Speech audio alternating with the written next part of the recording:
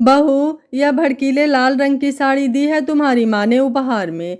क्या तुमने उन्हें बताया नहीं कि मैं ऐसे भड़कीले रंग नहीं पहनती? अरे मेरी पसंद ना सही, समधी जी की पसंद का तो ख्याल रखते। तुम्हारे पापा ने आलोक जी को यह केसरी रंग का कुर्ता पकड़ा दिया है। केसरी रंग भी भला जचता है क्या? तुम्हारे माता पिता की मिडिल क्लास पसंद मुझे बिल्कुल पसंद नहीं। हम दोनों ऐसे चटक मटक रंग बिल्कुल नहीं पहनते। अरे उपहार देने ही थे तो हल्का ग्रे, वाइट, पिस्ता बादामी ऐसे रंग के कपड़े देते। वे क्या जानते नहीं हमारी महंगी पसंद को? आजकल सभी ऐसे हाई क्लास रंग ही पहनते हैं। मुझे तो तुम्हारे और मेरे बेटे अंकित के कपड़े भी पसंद नहीं आए। कपड़ों में रंगों का बड़ा महत्व होता है बहू। अगली बार कह देना तुम्हारे माँ पापा को देना हो तो अच्छे उपहार दे, वरना इससे अच्छा पैसे ही दे दे। ऐसे उपहार लाकर क्या मतलब जो पहनने का मन ही ना करे। ऐसे चटक मटक रंग हमारी काम वाली चंपा पहनती है।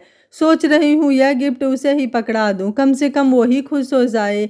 एक ही सांस में बोल गई रूपा जी। मम्मी जी, मेरे पापा मम्मी बड़े प्यार से यह उपहार सबके लिए लाए हैं। अगर आपको अच्छे नहीं लगे तो कम से कम ऊपर से ही कह देती कि उपहार अच्छे हैं। मगर आप तो बाल की खाल निकाल रही हैं। कपड़े इतने भी बुरे नहीं हैं कि उन्हें पहना ना जा सके। और रही बात रंगों की, तो मम्मी जी हमें हर रंग पहनना चाहिए। रंगों में कब से हाई क्लास और मिडिल क्लास रंग होने लगे मम्मी जी?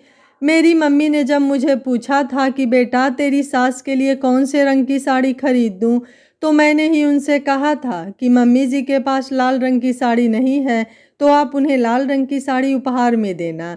क्योंकि अभी हाल ही में मिसेस शर्मा ने अपनी पार्टी में लाल रंग की थीम रखी हुई थी और आप कह रही थी कि मेरे पास तो लाल रंग की साड़ी ही नहीं है। मिसेस शर्मा ने लाल रंग की थीम क्यों रखी होगी कहकर आप पार्टी में नहीं गई थी। और पापा जी के लिए केसरी रंग का कुर्ता भी मैंने ही मेरे पापा से लाने को कहा था, क्योंकि पिछली बार पापा जी कह रहे थे मेरे पास केसरी रंग का कुर्ता होता तो अच्छा होता, मैं झंडा वंदन में वही रंग पहन कर जाता। इसलिए मैंने मेरे पापा से पापा जी के लिए केसरी कुर्ता और सफ़ेद पजामा लाने को कहा था। मुझे नहीं पता था कि रंगों में भी हाई क्लास और मिडिल क्लास रंग होता है। और अगर सच में आपको कपड़े इतने ही बुरे लग रहे हैं तो बाई चंपा को दे ही देते हैं। वैसे भी दिवाली के उपहार देखकर चंपा भी खुश हो जाएगी और इसी बहाने मेरे माता पिता को भी पूरे कमाने का मौका मिल जाएगा। सुमन ने भी तपाक से उत्तर दिया। आज सुमन का बोलना ज़रूरी हो गया था, क्योंकि यह रूपा जी का हमेशा का रवैया था। सुमन के मायके वालों की इतनी स्थिति ना थी कि वह हर बार महंगे उपहार बेटी दामाद और उसके ससुराल वालों को दें। मगर रूपा सी बातों बातों में सुमन के मायके वालों को हमेशा अपने रीति रिवाज बताती रहती और बाद में उपहार लेने के बाद सुमन के मायके वालों को नीचा दिखाने का एक भी मौका नहीं छोड़ती थी। दरअसल सुमन और अंकित की लव मैरिज थी। रूपा जी इस रिश्ते के लिए मान तो गई थी, लेकिन उन्होंने सुमन के माता पिता से कहा था कि उनके यहाँ के सारे रीति रिवाज उनको निभाने पड़ेंगे। तब सुमन और उसके माता पिता यह नहीं जानते थे कि रीति रिवाजों के नाम पर उन्हें बार बार बेटी के ससुराल उपहार लेकर जाने पड़ेंगे। सुमन की पहली होली हो या पहली दिवाली, रूपा जी बहू सुमन से कह देती, रिवाज के अनुसार तुम्हारे मायके से सभी के लिए उपहार में कपड़े मंगवा देना। यह तीसरी बार था जब सुमन ने मायके फ़ोन करके अपने माता पिता को सभी के लिए उपहार लाने को कहा था और यह फैसला भी कर लिया था कि अब आगे से वह कभी भी अपने माता पिता पर अपने ससुराल उपहार लाने के लिए दबाव नहीं डालेगी। शादी को 1 साल हो चुका था और रूपा जी की फरमाइशों को भी। फरमाइश पूरी होने के बाद उपहारों के लिए हमेशा ताने सुनने पड़ते, वो अलग। सुमन के माता पिता बेटी के ससुराल वालों के कहे अनुसार उनके रीति रिवाज पूरा कर देते ताकि उनकी बेटी को कुछ सुनना ना पड़े। मगर वे कहाँ जानते थे कि रूपा जी की सारी फरमाइशें पूरी होने के बाद भी उनकी बेटी सुमन को रूपा जी के ताने सुनने पड़ते हैं। रूपा जी कभी कहती, अरे मेरे भाई की बहू के मायके वालों ने मेरे भाई के घर वालों को सोने की चीज़ें उपहार में दी। भाई को सोने की चैन, भाभी को सोने का कड़ा और उनकी बेटी और दामाद को सोने की अंगूठियाँ। देखो कैसी कैसी किस्मत है। मेरे भाई ने ज़रूर अच्छे पूरे किए होंगे जो उन्हें ऐसी बहू मिली कि बहू के मायके वाले उपहार में सोने की चीज़ें देते हैं। मेरा बेटा अंकित भी लव मैरिज ना करके अरेंज मैरिज करता तो आज मैं भी सोने के पालने में बैठी होती। हमें क्या पता था कि उसे एक ऐसे मिडिल क्लास परिवार की लड़की पसंद आएगी जिसके घर वालों को रंगों तक का चयन करने नहीं आता। माता पिता तो माता पिता, बेटी भी अपने माता पिता को चटक मटक रंग के कपड़े उपहार में लाने को कहती है। क्या 1 साल में अब तक हम हाई क्लास वाले लोगों के तौर तरीके नहीं जान पाई तुम सुमन बहू? सुमन के सुनने की शक्ति समाप्त होती जा रही थी। आज उसने रूपा जी को जवाब दे ही दिया। सुमन बोली, मम्मी जी, मेरे मायके में ऐसा कोई रिवाज नहीं है कि बार बार ससुराल वालों को उपहार देते रहो। फिर भी जब भी आप रीति रिवाजों के नाम पर जो भी उपहार मांगती हैं, मेरे माता पिता वह सब लाने में भले ही असमर्थ हों, फिर भी उन्होंने आपको कभी ना नहीं कहा और हमेशा अपने सामर्थ्य से ऊपर ही उपहार लाते रहे। मगर अब से मैं मेरे माता पिता को इन खोखले रीति रिवाजों में पड़ने नहीं दूंगी। इसलिए अब आप भी अगली बार से मेरे मम्मी पापा से कोई उपहार की अपेक्षा मत करना। रूपा जी बोली, अरे तुम्हारे मायके वालों ने तो उपहार में दिया ही क्या है? मैं जब शादी करके आई थी तो मेरे मायके वालों ने मुझे सोने से जड़ दिया था। मेरे ससुराल वालों को भी इतना सोना दिया था कि चारों गांव तारीफ करते थे मेरे मायके वालों की।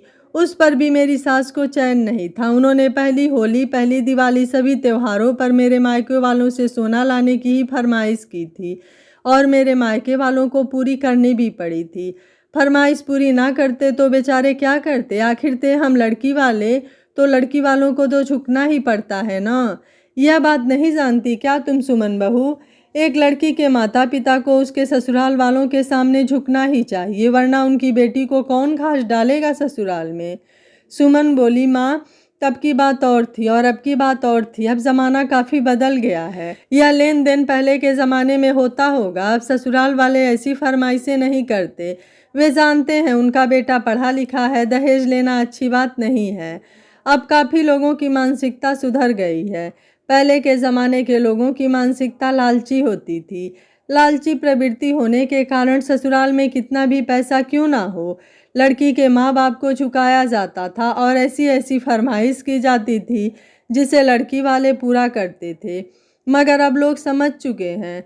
वे जानते हैं कल के दिन अगर कोई हमारी बेटी के साथ ऐसा करेगा तो हमें कितना बुरा लगेगा। इसलिए वह लड़की के परिवार को झुकाते नहीं हैं, बल्कि यह सोचते हैं कि जिस बाप ने अपने कलेजे का टुकड़ा सौंप दिया, उस बाप से रिवाजों के नाम पर क्या लेन देन करना। अब लड़के वाले लड़की वालों को उनके बराबर समझते हैं, बराबर की इज्जत देते हैं। ससुराल वाले जानते हैं उनका लड़का अगर पढ़ा लिखा है तो बहू भी पढ़ी लिखी है। वैसे भी माँ, आजकल की लड़कियाँ अपने पति से कदम मिलाकर चलती हैं। घर के साथ साथ ऑफिस भी जाती हैं, अपने परिवार को हर तरीके से संभालती हैं, सारे बाहर के काम भी अकेले पूरा कर लेती हैं। रूपा जी सोचने लगी, बात तो सही कह रही है सुमन। उन्होंने रिवाजों के नाम पर बहुत से उपहार सुमन के मायके वालों से लिए थे। रूपा जी सकपका गईं और मन ही मन बोली, अरे जो मिल रहा था ना वह भी नहीं मिलेगा अब। वह बोली, अरे बहू, छोटी छोटी बातों को दिल पर क्या लगाना। अब समधी समधन जी ने इतने प्यार से उपहार दिए हैं तो भला पहनेंगे ही ना, फेंक थोड़ी देंगे। तुम भी जरा जरा सी बातों का बतंगड़ बना देती हो। सुमन बोली, नहीं मम्मी जी, यह आखिरी बार मेरे पापा मम्मी उपहार लाए थे। वे लोग खुद के लिए कटौती करके आप लोगों को उपहार इसलिए नहीं देते ताकि आप लोग उसमें खराबी निकालो। और हाँ, अगर आप लोग खराबी ना भी निकालो तो भी मेरे मायके में बार बार उपहार देने का रिवाज नहीं है। अब तक जो आपके रिवाज थे हमने पूरे किए, तो अब आप आगे से हमारे रिवाज भी निभाना शुरू कर दीजिए। रूपा जी से भी चुप रहा ना गया। बेटे अंकित के घर आते ही रूपा जी बोली, देख लिया लव मैरिज करने का परिणाम। आज तो बहू ने हमें सामने ही जवाब दे दिया। पूरी बात सुनने के बाद अंकित बोला, मम्मी, आपसे मैंने पहले ही कहा था और अब भी कह रहा हूँ, मैं वैसे भी लड़की वालों के घर से कुछ भी लेने के सख्त खिलाफ हूँ, मगर फिर भी सुमन के घर वालों ने हमारे लिए बहुत कुछ किया। रिवाज के नाम पर आपने उनसे आए दिन उपहार लिए, शादी में भी अच्छा खासा खर्च करवाया, मगर बस अब और नहीं। सुमन बिल्कुल सही कह रही है। सुमन की जगह मैं भी होता तो मैं भी यही कहता। रूपा जी सोचने लगी, अरे अब तक जो मिल रहा था वह भी मिलना बंद हो जाएगा। मैं मूर्ख अपनी जबान पर लगाम लगा लेती तो अच्छा होता।